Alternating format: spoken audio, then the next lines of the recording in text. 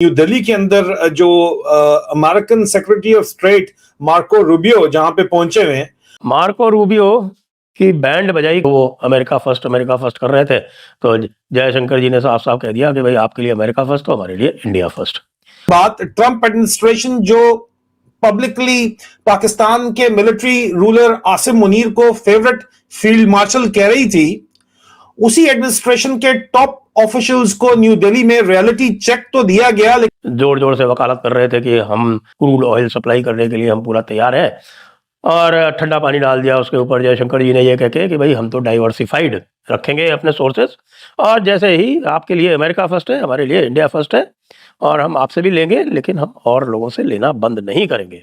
Marco Rubio जो है extra ordinary protocol जो उनको आदत है वो नहीं मिल रहा, यानी इंडिया जो है वो एक सिग्नल दे रहा है कि आप हमारे लिए टॉप स्ट्रेटेजिक प्रायोरिटी नहीं है।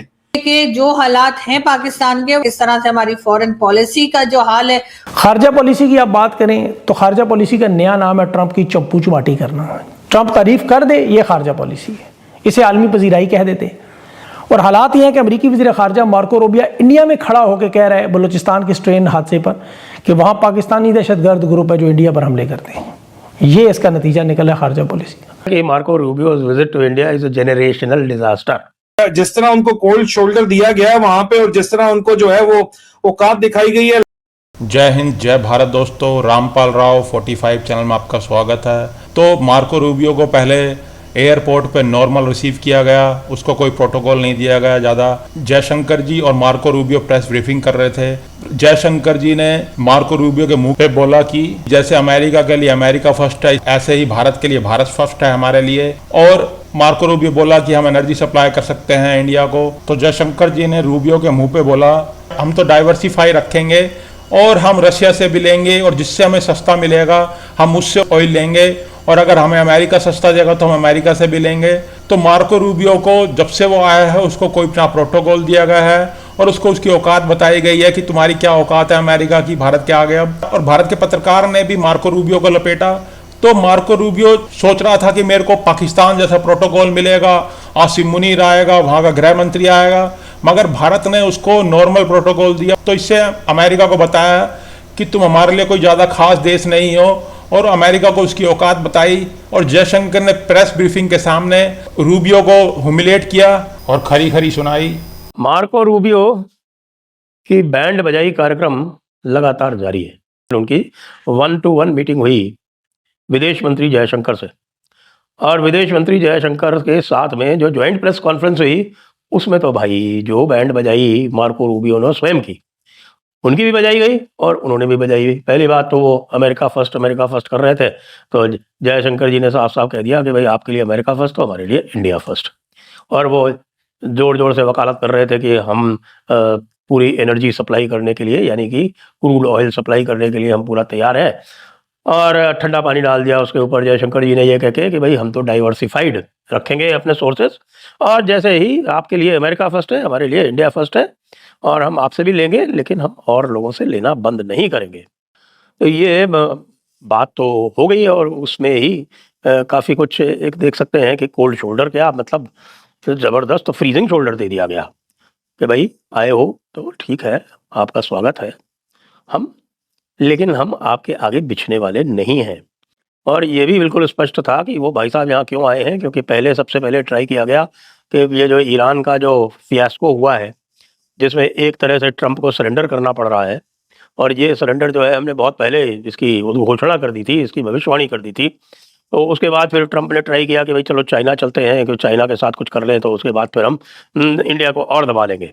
इंडिया को दबाना उनके लिए बहुत ज़रूरी हो रहा है, क्योंकि इंडिया जो है वो बहुत बड़ा ख़रीदार है, और 4-5 मिलियन बैरल अगर पर डे उनसे ख़रीद लें तो फिर उनके पास जस्टिफिकेशन हो जाएगा ये कहने का कि देखिए जो भी खर्चा हुआ हमारा ये वॉर में वो हमने निकाल लिया।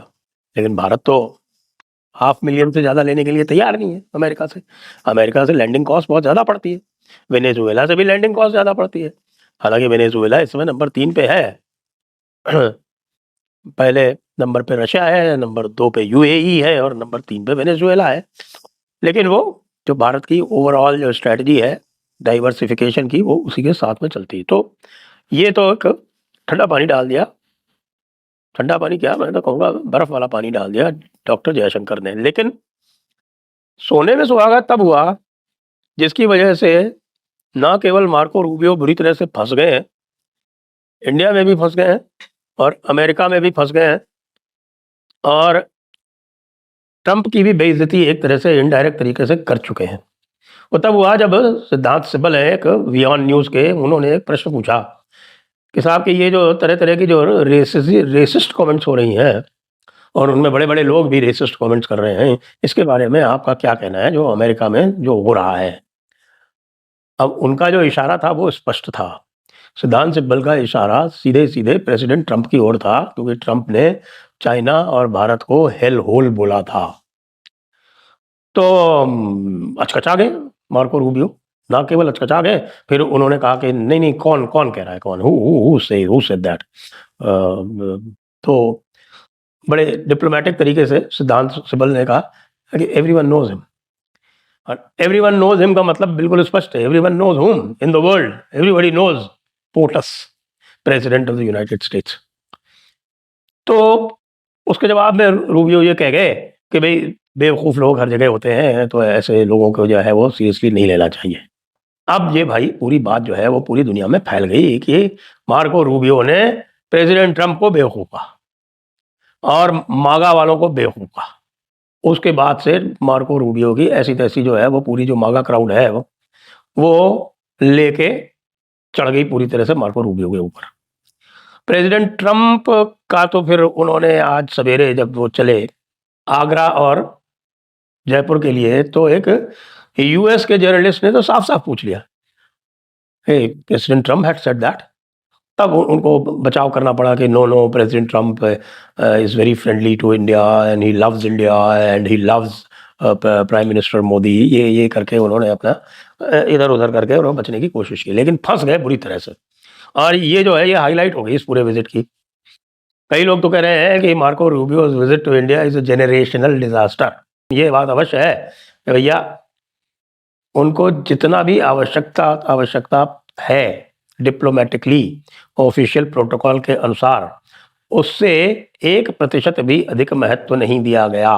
तो यूएसए सोच रहा था कि भारत को कुछ भी कहता रहेगा, यूएसए का राष्ट्रपति ट्रंप भारत को हेल होल बोलेगा और भारत को रिएक्शन नहीं देगा, तो भारत डिप्लोमेटिक रिएक्शन देता है और भारत ने सिग्नल कर दिया है कि अमेरिका भारत के लिए अब कोई खास देश नहीं रहा है। और अमेरिका के विदेश मंत्री को जहां मौका मिला भारत ने अपमानित किया और बताया उसकी औकात क्या है। अब तो पाकिस्तान में भी इसके चर्चे हैं कि भारत ने मार्को रूबियो को नॉर्मल प्रोटोकॉल दिया, मगर पाकिस्तान में आता है तो पाकिस्तान में तो हर कोई पहुंच जाता है रिसीव करने, मगर भारत के ने दिखाया कि भारत के आगे उसकी कोई औकात नहीं है। तो वीडियो देखने के लिए बहुत बहुत धन्यवाद। चैनल को सब्सक्राइब जरूर कर दीजिएगा।